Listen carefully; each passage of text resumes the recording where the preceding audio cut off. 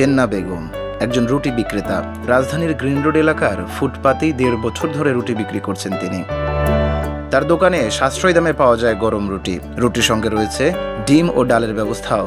ফলে স্বল্প আয়ের মানুষের জন্য এটি হয়ে উঠেছে এক সহজলভ্য খাবারের জায়গা। আমরা বেশিরভাগ ভাই ফুটপাতের খাওয়ান ছাড়া আর আমরা খাওয়ান পাবো না।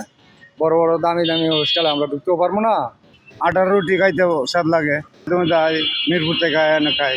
এ বিষয়ে জেন্না বেগম বলেন, 1.5 বছর হলো রুটি বানাচ্ছি।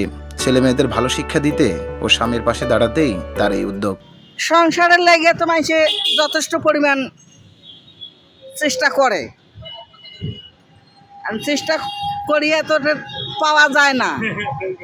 হ্যাঁ, উঠতে পারি না, চলতে পারি না, তাও চেষ্টা করি যে সংসারটা যেন টিকি থাকে। সীমিত সামর্থ্যের মধ্যেও জীবিকার জন্য সংগ্রাম করে যাচ্ছেন জেন্না বেগম। তার এই ছোট উদ্যোগ শুধু তার পরিবারকেই নয়, আশেপাশের অনেক নিম্ন আয়ের মানুষের জন্যও হয়ে উঠেছে স্বস্তির আশ্রয়। সাজিদুল সজীব, সোনালী নিউজ।